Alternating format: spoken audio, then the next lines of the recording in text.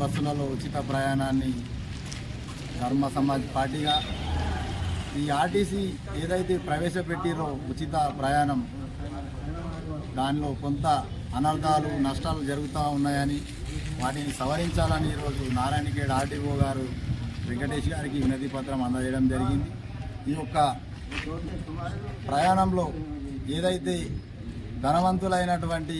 ఉద్యోగులు కానీ ₹1,00,000 జీతం ఉన్న వాళ్ళకు కూడా వాళ్ళకి ఇవ్వడం వల్ల ఈ పథకం అనేది నీరుగారిపోతుందని, కొంత ఎవరైతే పేదలు ఉన్నారో వాళ్ళకే వర్తింపజేయాలని, అలాగే ఈ ఆర్టీసీ ప్రయాణం వల్ల ఆటో డ్రైవర్లకు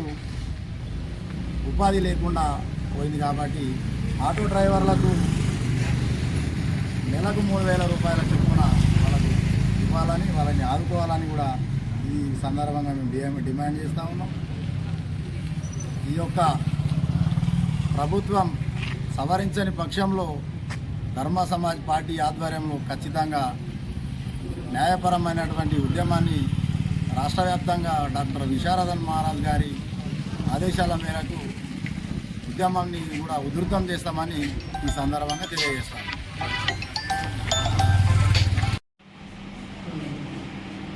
ఆటో డ్రైవర్లను